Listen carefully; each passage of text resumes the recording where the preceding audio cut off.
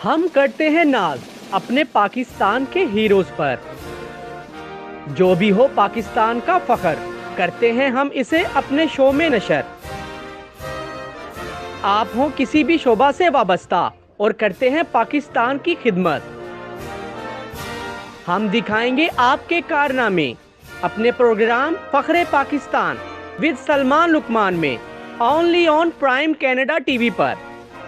اعوذ باللہ من الشیطان الرجیم، بسم اللہ الرحمن الرحیم۔ السلام علیکم ناظرین، فخر پاکستان پروگرام میں میں ہوں سلمان لقمان۔ آج ہم موجود ہیں ملتان میں اور بات کریں گے بلدیاتی انتخابات کے حوالے سے اور پاکستان تحریک انصاف جو کہ موجودہ گورنمنٹ ہے اس کی کارکردگی کے حوالے سے۔ آج جو ہمارے پروگرام کے جو گیسٹ ہیں ان کا میں تعارف آپ کو کرواتا چلوں۔ جناب بیرسٹر وسیم خان بہادر صاحب ہمارے ساتھ موجود ہیں، ممبر ہیں پنجاب اسمبلی پاکستان تحریک انصاف سے ان کا تعلق ہے۔ سر بہت بہت شکریہ، آج پروگرام میں آپ جو ہیں ہمارے حصہ ہیں۔ سر کیا سمجھتے ہیں بلدیاتی انتخابات حکومت جو کرانے جا رہی ہے اس میں کس طریقے سے جو ہے آپ پرفارم کریں گے؟ بسم اللہ الرحمن الرحیم۔ دیکھیں جی، بلدیاتی انتخابات تو جو ابھی اس ٹائم آپ سن رہے ہوں گے کہ بعض گشت بھی ہے کہ ان قریب ہونے والے ہیں، تو بلدیاتی انتخابات جلد ہوں یا کچھ ٹائم لگے، جس وقت بھی ہوں، پاکستان تحریک انصاف کا کارکن، پاکستان تحریک انصاف سے وابستہ ہر شخص اس ٹائم کوشش میں ہے کہ وہ بلدیاتی الیکشنز میں ایک اچھی پرفارمنس دے۔ اب اس کے لیے ضروری یہ ہے کہ پاکستان تحریک انصاف کی جو موجودہ گورنمنٹ ہے اس کی گورننس ہے وہ پہلے بھی کوشش کر رہی ہے کہ اس کو بہتر کیا جائے، اور اس کے ساتھ ساتھ اب مزید بھی انشاءاللہ آپ دیکھیں گے کہ گورننس آپ کو اچھی گورننس ہوتی نظر بھی آئے گی۔ عوام کو مہنگائی کا جو ایک آج کل آپ کے سامنے حالات چل رہے ہیں، پوری دنیا مہنگائی کی لپیٹ میں کووڈ کی وجہ سے آئی ہوئی ہے، تو اب اس مہنگائی سے جس طرح پاکستان کی حکومت نبرد آزما رہی اس پورے سینیریو میں، اور اس کے بعد ہماری جو اکانومی جس طرح اس نے ٹیک آف کیا، جس طرح عمران خان صاحب نے اور ان کی جو اکنامک ٹیم ہے، فائنانس ٹیم ہے، اس نے اس کو ایک اسٹیبلائز کیا اکانومی کو پاکستان کی، وہ اس بات کا ثبوت ہے کہ عمران خان صاحب ہوں یا پاکستان تحریک انصاف کی حکومت کا کوئی بھی فرد ہو، وہ اس کاوش میں ہے کہ کسی نہ کسی طرح عوام کو ریلیف دیا جائے۔ اور آپ دیکھیں گے کہ پوری دنیا جس طرح شکار ہوئی ہے مہنگائی کی، پاکستان کمپیریٹیولی کم ہوا ہے، لیکن اس کا یہ مطلب نہیں ہے کہ یہاں مہنگائی نہیں ہے، یا ہمارا غریب طبقہ جو ہے اور وہ طبقہ جو خطے غربت سے نیچے زندگی گزار رہا ہے، اس کے لیے بہت مسائل ہیں اور بری طرح وہ اس سے متاثر ہوا ہے۔ لیکن انشاءاللہ آپ دیکھیں گے کہ اس میں عمران خان صاحب اور ان کی پوری ٹیم، اور اسپیشلی پنجاب میں وزیر اعلیٰ عثمان بزدار صاحب اور ان کی ٹیم اس مسئلے کو حل کرنے کے لیے، عوام کی زندگی کو بہتر کرنے کے لیے اور مہنگائی سے ان کو کافی حد تک نجات دلانے کے لیے کوشاں بھی ہے، اور انشاءاللہ اپنی کاوشیں جاری رکھیں۔ اچھا وسیم صاحب، جنوبی پنجاب صوبے کی بات کی جا رہی تھی، سیکٹریٹ کی بات کی جا رہی تھی، جیسا کہ اپوزیشن کی جانب سے بھی کہا گیا، اکثر جو ہے اسمبلی کے اندر بحث بھی چھڑتی ہے، تو کیا سمجھتے ہیں یہ کتنا ضروری ہے جنوبی پنجاب کا صوبہ؟ دیکھیں جی، جنوبی پنجاب جو ہے اس کا جو صوبہ بنانا یہ آج کا مطالبہ نہیں ہے، یہ کافی دیرینہ مطالبہ ہے، اور جنوبی پنجاب کا ہر وہ شخص جو اس بات کو سمجھتا ہے کہ ایک صوبہ ہمارے لیے کیوں ضروری ہے،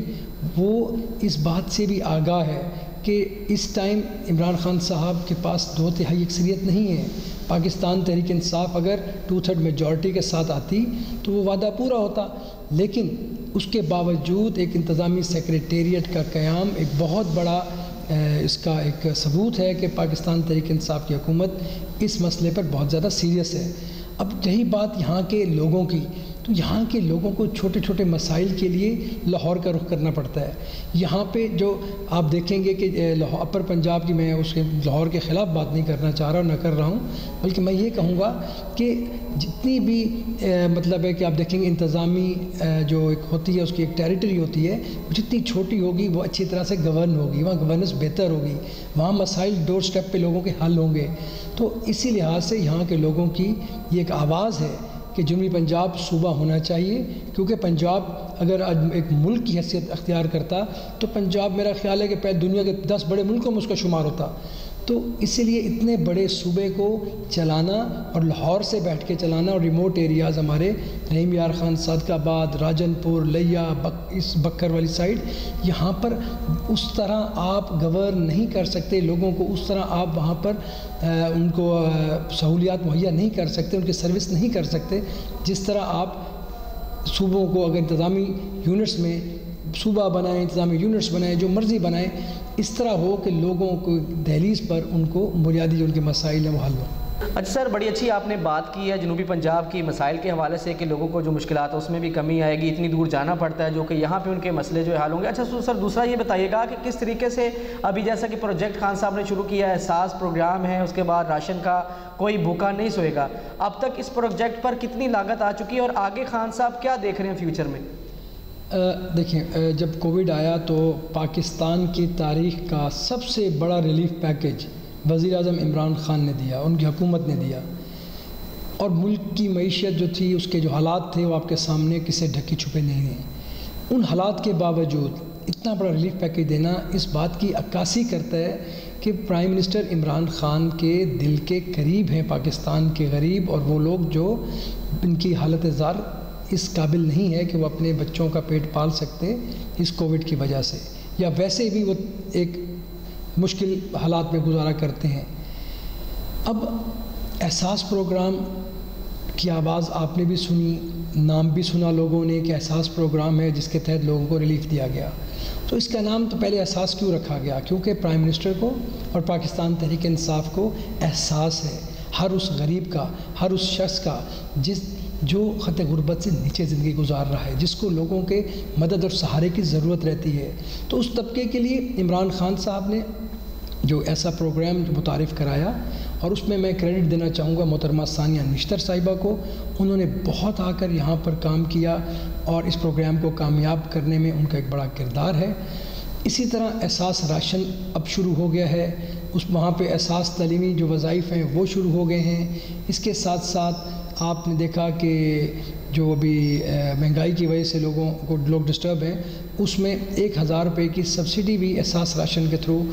تقریباً 2 کروڑ فیملیز کو دی جا رہی ہے 80 لاکھ فیملیز کو بچوں کو تعلیمی وظائف دیے جا رہے ہیں تو یہ کوشش ہے تاکہ دیکھیں اب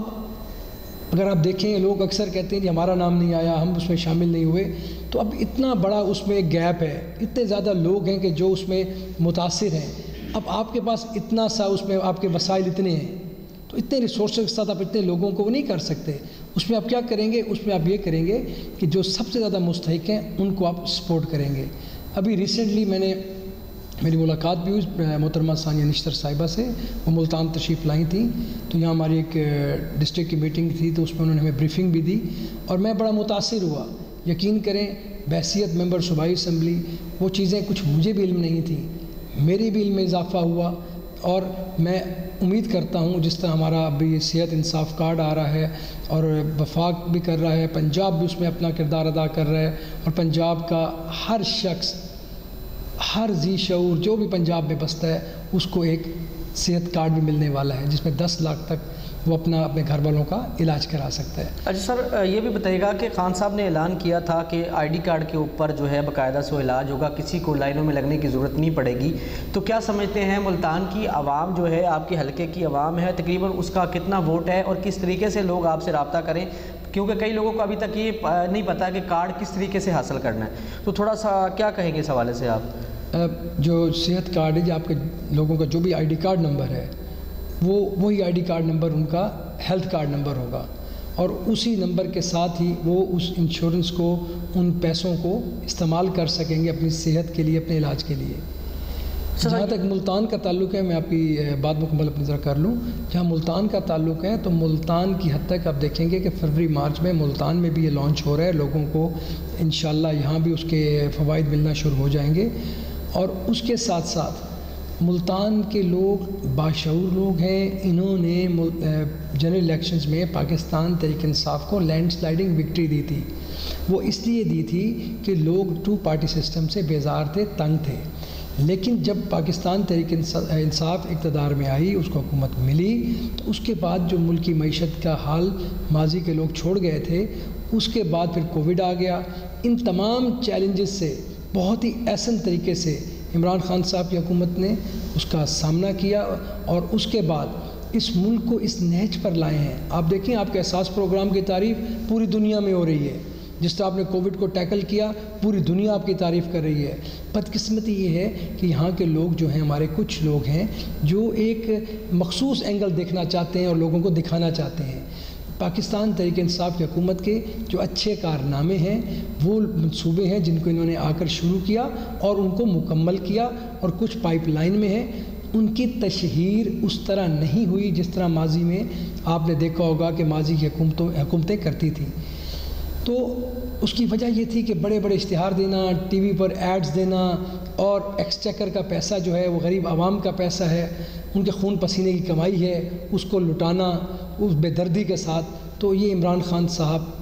کا نہ یہ وتیرہ ہے اور نہ ہی پاکستان تحریک انصاف کی جماعت اور نہ ہی اس کا کوئی کارکن اس بات پر یقین رکھتا ہے۔ اچھا سر، اپوزیشن بھی یہ ایک بات بولتی ہے اسمبلی میں بھی، ویسے بھی آپ کے سامنے کہ جی پاکستان مسلم لیگ نون کے دور حکومت میں اتنی مہنگائی نہیں تھی، خان صاحب کے آتے مہنگائی کا روج ہو گیا۔ اور دوسرا یہ بھی میں آپ سے سوال کرتا چلوں کہ گزشتہ دنوں جو ہے سب کے سامنے بات آئی کہ جی جو سابق وزیر اعلیٰ تھے کے پی کے اور اس کے بعد وزیر اعظم عمران خان جو ہیں، ان کے درمیان میں تکرار چلتی رہی ہے، اس میں کتنی سچائی ہے اس بات میں؟ دیکھیں، اب یہ کہنا کہ جی مسلم لیگ نون کی حکومت میں مہنگائی کم تھی اب زیادہ ہے، اگر آپ جب وہ برسر اقتدار آئے تھے اس ٹائم کے حالات دیکھتے، اس ٹائم لوگوں سے پوچھتے تو لوگ اس وقت بھی تنگ تھے، وہ کہہ رہے تھے جی پچھلا دور اچھا تھا اب مہنگائی زیادہ ہو گئی ہے۔ اس سے پچھلے دور میں چلے جائیں تو لوگ کہتے تھے جی پچھلا دور اچھا تھا اب زیادہ مہنگائی ہو گئی ہے۔ تو مہنگائی جو ہے وہ ایک انٹرنیشنل فینامینن ہے، اور وہ جو آپ آج کی دیکھ رہے ہیں کل سال بعد اور حالات ہوں گے، اور پوری دنیا میں یہ ایک انفلیشن بھی ہے، اس کو آپ دیکھ لیں، باقی چیزوں کو دیکھ لیں، تو سب چیزوں کو مد نظر رکھ کر قیمتوں کا تعین کیا جاتا ہے۔ اب چیز یہ ہوتی ہے کہ آپ یہ نہ دیکھیں کہ اس دور میں زیادہ یا اس دور میں کم ہے، یہ وقت کے ساتھ ساتھ ماضی میں آپ پورے پاکستان کی 70 سالہ تاریخ اٹھا لیں تو آپ مجھے بتائیں کہ کیا 1960 میں جو قیمتیں تھیں وہ 65 میں وہی تھیں؟ پھر ہر 5 سال بعد اگر آپ اس کا تقابلی جائزہ لیں تو آپ کو قیمتیں بڑھی ہوئی نظر آئیں گی، کم نظر نہیں آئیں گی۔ اب اس چیز میں ہم نے فرق کیا کرنا ہے؟ فرق یہ کرنا ہے کہ ہم نے یہ دیکھنا ہے کہ ایک نارمل ایک طریقے سے ایک چیزیں بڑھتی ہیں اس طریقے سے بڑھ رہی ہیں، یا ایک دم لوگوں پہ بمبارڈمنٹ ہو گئی ہے مہنگائی کی اور اتنا زیادہ افراط زر ہو گیا ہے کہ لوگوں کی قوت خرید جو ہے وہ بالکل ہی محدود ہو گئی ہے، وہ چیز خرید نہیں سکتے۔ تو ان چیزوں کا تقابلی جائزہ لینے کی ضرورت ہے۔ جہاں تک تعلق ہے اس حکومت کا، تو اس حکومت میں تو بلکہ آپ یہ دیکھیں کہ پاکستان میں آج الحمدللہ دنیا کی نسبت مہنگائی کم ہے، کووڈ سے لوگوں کی اکانومیز تباہ ہو چکی ہیں، آپ اپنے پڑوسی ممالک میں دیکھ لیں ان سے بھی ہم بہت بہتر حالت میں ہیں۔ لیکن اس کا مطلب یہ نہیں ہے، میں دوبارہ ریپیٹ کرنا چاہوں گا کہ مہنگائی نہیں ہے، مہنگائی ضرور ہے، عام آدمی متاثر ہے، لیکن حکومت نیک نیتی کے ساتھ اور خلوص دل کے ساتھ اس مسئلے کو حل کرنے کے لیے کوشاں ہے۔ رہی بات پاکستان تحریک انصاف کی پارلیمانی جماعت کی میٹنگ کی، تو وہاں پہ دیکھیں ایک جمہوری جماعت ہے، ان کا ایک جمہوری کلچر ہے۔ یہ اس طرح نہیں ہے کہ ایک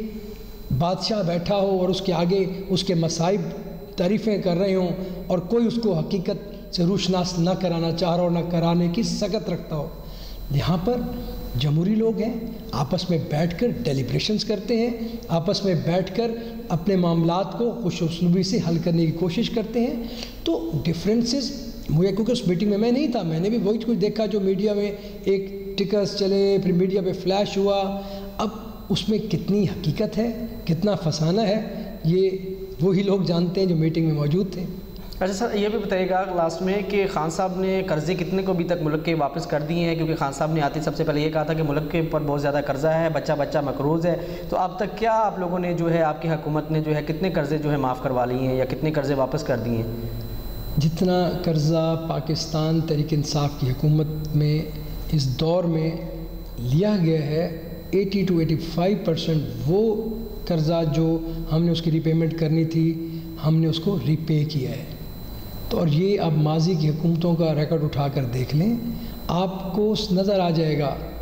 باقی لوگ اللہ تللے کرتے تھے، شاہ خرچیاں کرتے تھے،